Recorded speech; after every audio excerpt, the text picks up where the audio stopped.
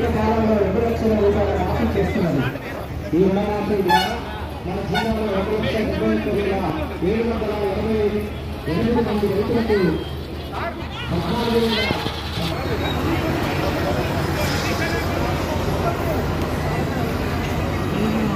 రైతులకు శాఖ ఇప్పటి వరకు నల్లగొండ జిల్లాలో 10,000 ఎకరాలలో ఆల్ఫా తోటలు మరియు విత్తనాలు సంబంధించినటువంటి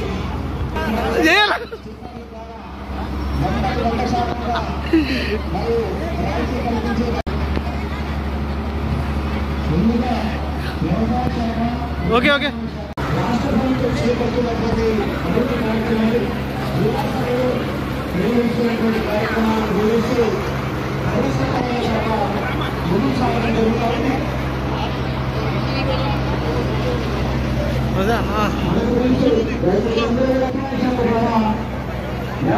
రైతు రుణమాఫీ కార్యక్రమాలు అలాగే విద్యారంగ శాఖ ద్వారా చేస్తున్నటువంటి కార్యక్రమాలను ఆయా డిపార్ట్మెంట్ వారి శకటాల ద్వారా ఏ విధంగా వ్యవసాయ శాఖ ద్వారా లబ్ధిపొందారో వారు ప్రార్థిస్తూ వారి శకటం ద్వారా ప్రదర్శన చేయడం జరిగింది.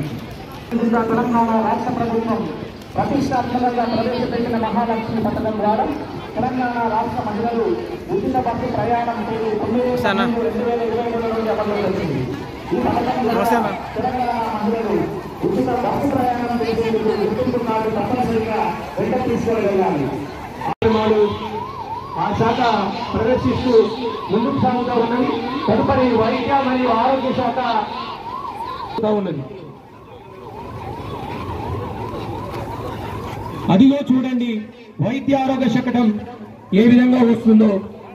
అర్బన్ ప్రాథమిక ఆరోగ్య కేంద్రం పానగల్, అలాగే బీపీ పరీక్షలు, షుగర్ పరీక్షలు, 30 సంవత్సరాలు దాటిన వారందరికీ ఎన్సీడీ కార్యక్రమాలు, స్క్రీనింగ్ చేయడం, షుగర్ బీపీ దానికి సంబంధించినటువంటి సిపిఆర్ లెవెల్స్ సంబంధించినటువంటి కార్యక్రమాలు నిర్వహించడం, ఇది ప్రతి నిత్యం ప్రతి నెల నిర్వహిస్తూ ఆ యొక్క డిపార్ట్మెంట్ ముందుకు సాగుతూ ఉన్నది.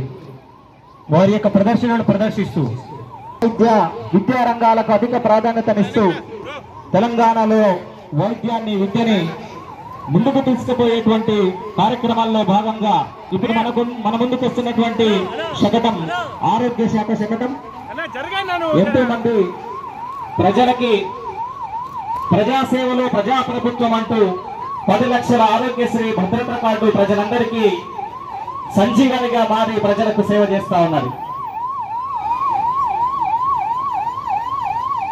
రాజీవ్ ఆరోగ్యశ్రీ వైద్యం ద్వారా ఆరోగ్య తెలంగాణ వైపు పరిగెడుతున్నటువంటి మన రాష్ట్ర ప్రభుత్వం యొక్క కార్యక్రమాలు వారు ముందుకు సాగుతూ ఉన్నారు. తదుపరి విద్యుత్ శాఖ అటవీ పునరుజ్జీవన కార్యాచరణ ప్రణాళిక రూపొందించుకొని త్వరితగతిన అటవీ సంపదను పెంపొందించడం రెవెన్యూ ప్లాంటేషన్ మరియు తదితర వివరణ మొక్కలు నాటడం జరిగినది.